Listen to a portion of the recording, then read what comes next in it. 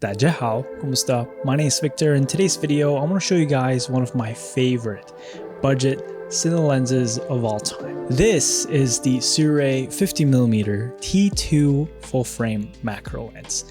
That's right, this isn't an anamorphic lens. This is actually one of their cinema lenses, and I've taken this combo on a recent shoot and ticked all the boxes for me, and 50mm is just a very pleasing focal length, and it does everything that I need for beauty and product shots. This combo right here is just so beautiful. Now, this is a full frame lens. You can use this on the FX30 as well, especially for macro. You need that extra reach, but let's talk about what this lens can do. This features an 11 blade iris. Once you open it up on T2, it just has a pleasing bokeh. Since this is a macro lens, it has a minimum focus distance of 24 centimeters. So the minimum focus distance is calculated actually through this little thing right here. That is where the sensor is.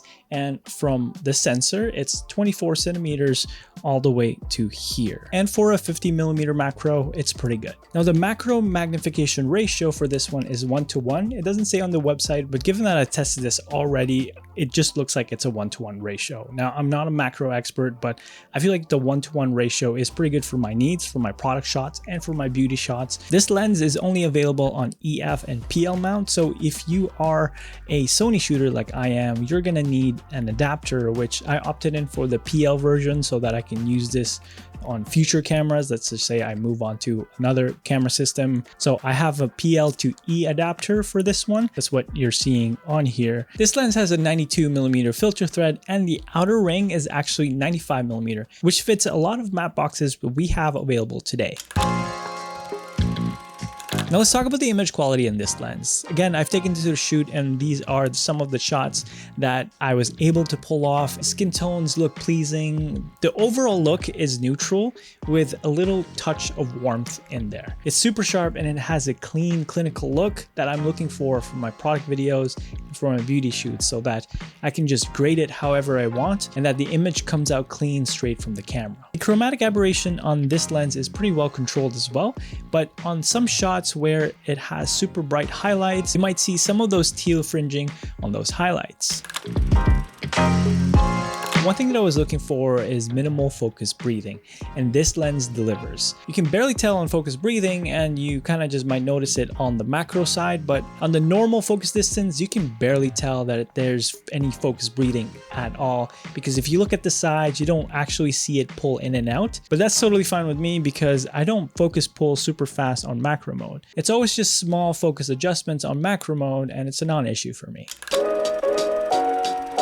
This lens opens up all the way to T2, and it's really good for portrait shots and beauty shots, and it has a really good performance on T22 when you need a deeper depth of field for those macro shots. The bokeh on this thing is pretty good if you are wide open at T2, but I don't know if it's just my copy. But once you close it down to maybe around T4, you can kind of see the shape of the 11 blade iris. I just wish the shape was a little bit smoother on the edges so that it's a little bit more pleasing when you're closed down to T2 or smaller.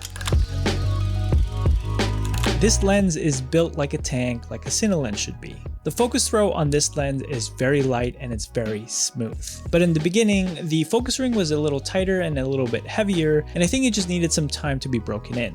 Now, after a couple of days of using it, it was super smooth and I have no issues with it. Once you get into the macro focusing distance, it kind of dampens a little bit, so you kind of know that you're in the macro range already. That's another plus for me because I kind of know that I'm getting close to the minimum focus distance once it starts kind of dampening while I'm manual focusing with this lens. So this lens has a rubber lens cap as well, and I think the pre-production units had like a different one, so it was a little bit more loose, but this one is tight enough that it holds still even if when you're traveling with it.